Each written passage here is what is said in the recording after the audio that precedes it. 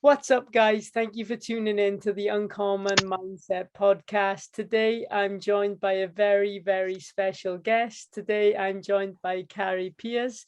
I'll just give you a brief background on who Kari is. Kari is a 6 times CrossFit Games athlete and 3 times Fittest American Female. She's currently one of the fittest women on earth and has been in the top 10 the last 5 years.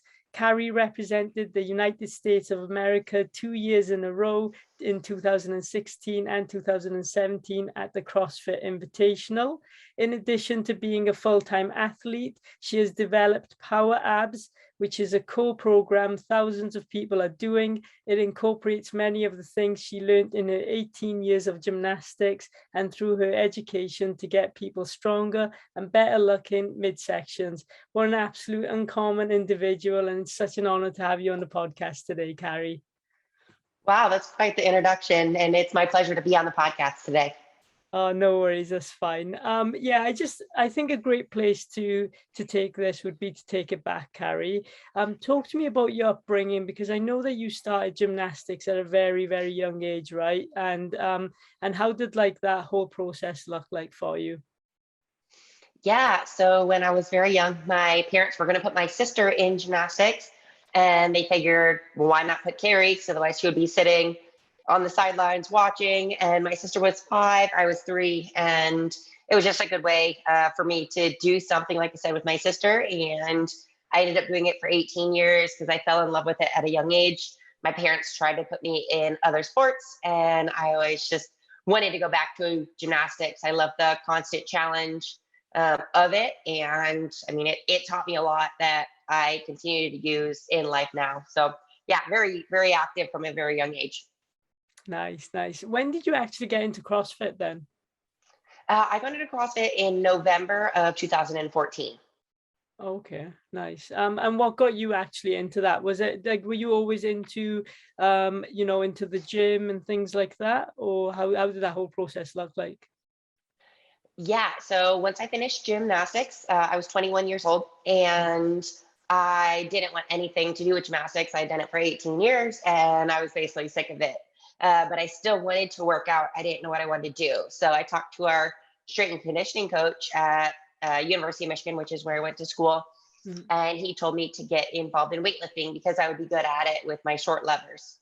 So I did an internship, and then I also trained myself in Olympic weightlifting. So I did a competition, but then hurt my back, hurt my wrist, and that got me away from weightlifting because I couldn't squat with my back. So I decided to do a physique show because you could still like work your body and work your muscles, but not having to squat. And I could do machines and stuff.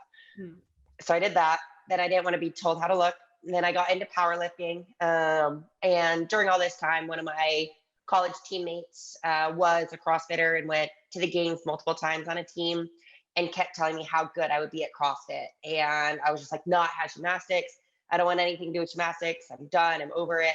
And then finally, after I did my powerlifting meet in November 2014, I listened to her and decided to take the plunge and start CrossFit. Wow.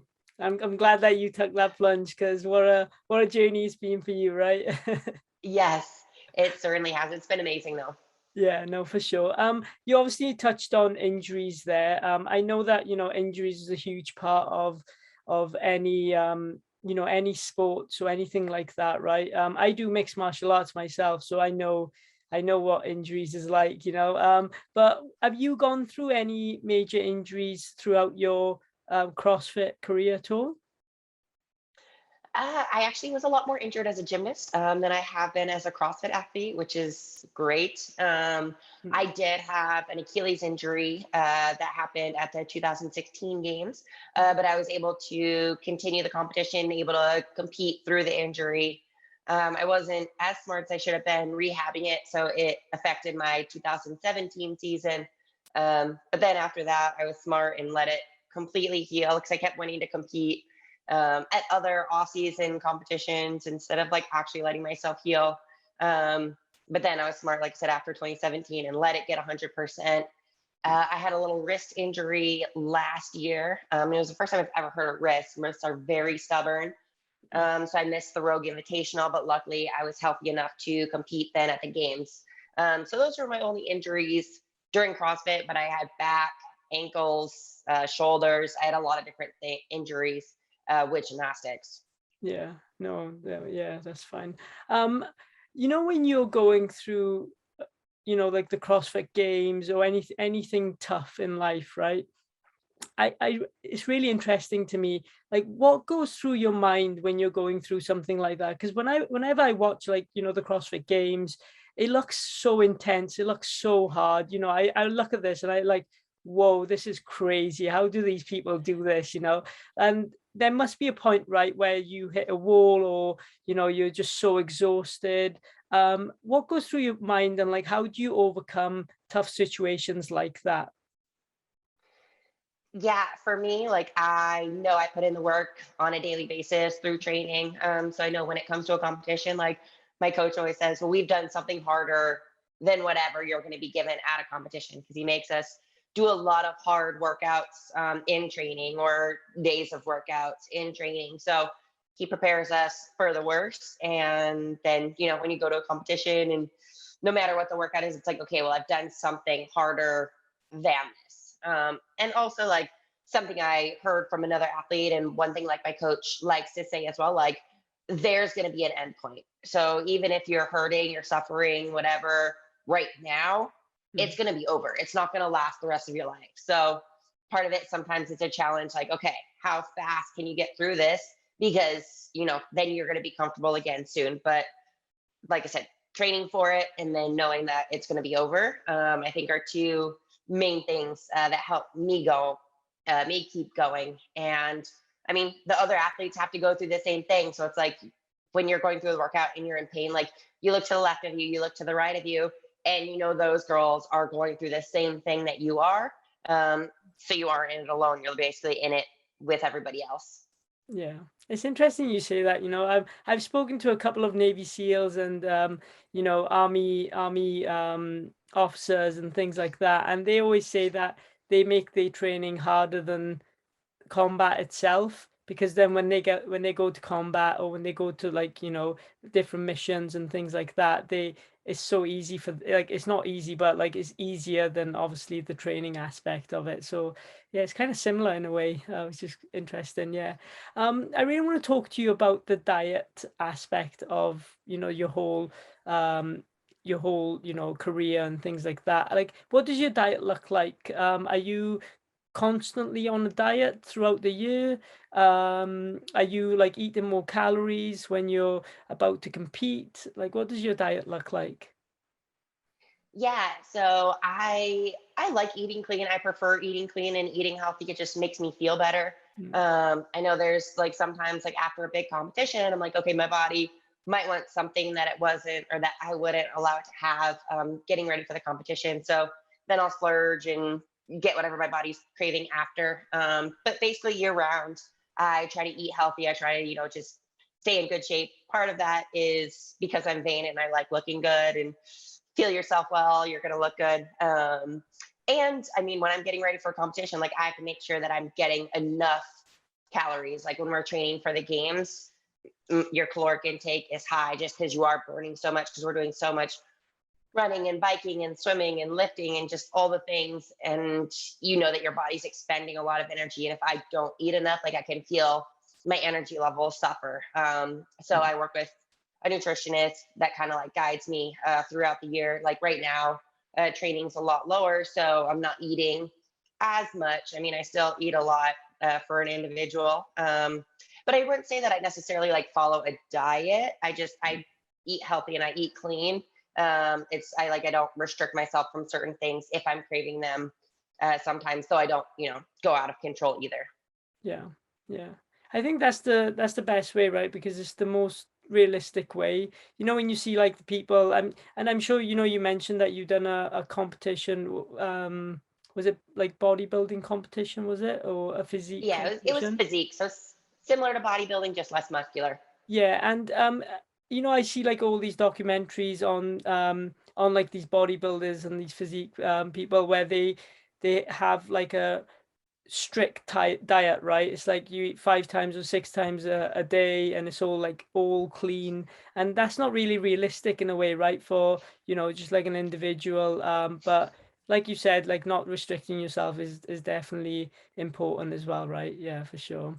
What are your goals at the moment, Kari? I know that you, correct me if I'm wrong, did you miss the current games that just happened in 2020, was it? So I made 2020. I Okay. actually got third place in 2020 at the Oh, CrossFit Games, which was my highest finish to date. But the 2021 CrossFit Games just happened, and or I'll just say I tested positive for COVID the day that the competition started. So I was out, had done all the training and everything, and then got COVID the day the competition started. So I couldn't compete. oh, no way. What was going through your mind when that happened? Were you, um, Obviously, you're devastated. I put in a lot of work over the course of the year, and I was feeling very fit and ready to rock and roll. And I had felt a little off the day before, but sometimes competition with stress and everything makes your body feel certain ways. Like I just had a really bad headache, and I was like, it's probably due to stress. Like this is what we train for, and it's here. And yeah, I traveled out to Madison a couple days early, and then like felt kind of off that like Monday night, and I was like, oh, I felt better on Tuesday. Did some of the training and everything. We had like a swim and a kayak session. Then Tuesday night, felt a little off still. Then Wednesday went to get COVID tested and tested positive, and they removed me from the competition right away. oh, no way. Whenever I hear, you know, like stories like that, I always think there's always benefits to the negatives, right? So, you know, everything happens for a reason as well. So maybe it wasn't meant to be, right? But next time, you know, you'll come number one for sure. I Thank believe you, in thank you. it. Yeah, yeah. So what I was saying that, what are your goals then? You know, for short-term goals or even long-term goals? Have you set yourself anything that you wanna achieve? So right now, it's I'm kind of like going back and forth because if I'm like being honest, like this past year was actually I was planning for it to be my last year competing in CrossFit individually, but due to the fact of not competing, it puts it in a little sticky place. Like I'm kind of like, oh, do I want to go out now? Like just trying to make decisions for myself and figuring out exactly what I want. Like step away from everybody and competing and everything. Um, and kind of figure out what I want because I also have like a business and a brand. And I do want to focus more energy and time and effort on that because I mean, it's really cool being an athlete and competing for yourself, but I also like get such satisfaction from changing other people's lives, which is, what we've done through PowerAbs. We have over 100,000 people around the world doing it. And it's like an amazing community. And we get all these cool, like, stories from people, like how we've changed their lives. So I'm trying to decide, finding the balance between, being an athlete and working out myself and also helping other people become the best versions of themselves as possible. Yeah. I think there's nothing better than helping other people, right? That's the main thing, of course, 100%. You obviously touched on there, you know, Power Abs, and I did mention it earlier as well. Do you just want to talk to me a bit more about that? Like what is Power Abs for the people that don't know? And you know, what's like the benefits of actually, you know, doing a program like that? Yeah, so PowerAbs started in December 2018. So it's been around a couple years now. And basically, I started it with a couple other people. One of the ladies that I worked with said that her and her husband were obsessed with my abs and that I needed an abs program. And many people know like gymnasts have the strongest abs, the strongest cores of basically any athlete, or one of the strongest. There's a lot of athletes with strong cores, but gymnasts are right near or at the top of that list. And I was a personal trainer for a while. Like I saw a lot of people doing just ab workouts in the gym that I'm like, you could be doing such better things with your time. That'll get you more results in less time. So after hearing her say that I should come up with an abs program, I was like, okay, you're right. So like I said, December 2018, I came up with the PowerAbs program, which is based a lot on my gymnastic background, also mixed with my personal training and my CrossFit experience, just to create like a program that's going to help you get a stronger core. It helps burn fat, so it helps your six pack ab muscles show. It's helped a lot of people alleviate back pain, or CrossFitters, it's helped them get their toes to bar for the first time, or their muscle up, or be able to do more toes to bar, or PR their lifts. So there's a lot of benefits of having a strong core, that people don't necessarily realize, especially until they start doing the PowerAbs program. Yeah, and I gotta say as well, like I went on the social media, and I looked at all the testimonials, and it all seems incredible. All these people, it seems like it's not just changing their body, it's changing like their whole life in a way, right? It's changing their mindset. They look better, so they feel better. So there's definitely benefits to that as well. No, that's amazing. I gotta ask you as well, is there anything that you would tell yourself if you could go back in time? Is there anything that, like, you tell yourself to change or anything like that? Yeah, so that's always a really interesting question. So I feel like that kind of question also relates. Like I've had a lot of people ask me, like, okay, if you could go back and choose any age, what would you go back and choose? And Mm, like, I don't know. For me, like, I mean, the obvious is I would start CrossFit a little bit sooner, but I also like look at the background that I had before CrossFit, and it kind of, like set me up for being successful, when I did end up starting CrossFit. And I think like if I could go back and tell my younger self something though, it would just be enjoy the journey. Because now I look back on it, and like I've been in CrossFit. This would have been my seventh year competing at the CrossFit Games, and I mean, I love the process. I love the journey, but I would have like, taken more time to like actually enjoy it, because it gets so easy, or it's so easy to get fed up, or, set on certain things like goals that you're going for, working towards, that like, you don't enjoy like every day, or like just like the interactions that you get with all the people, and just the amazing people that I've met through CrossFit. So I think just like trying to slow life down, or like take a second to breathe, like even if it's like each night, and just like look back on the day and be like, this was good, this was good, this was good. Just things that happen, instead of, like, I don't know, like I said, it seems like a blur, like the 7 years. So just enjoy the process and take a second to, I don't know, find the positives in each day in training or life. yeah, no, for sure, 100%. Yeah, it's like living the now, right? That's the Hmm. that's the motto. Yeah. Yeah. Um, is there, because obviously you've been involved in CrossFit for a while now, like 7 years you mentioned. Do you see any differences on how the women are treated than to the men? Is there a thing that you see in CrossFit?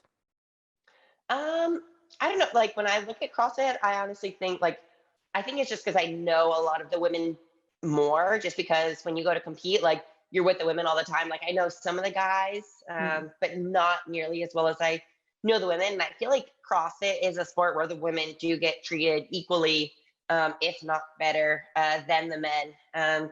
yeah, Because it's men and women both competing at the same time in the same competitions and everything.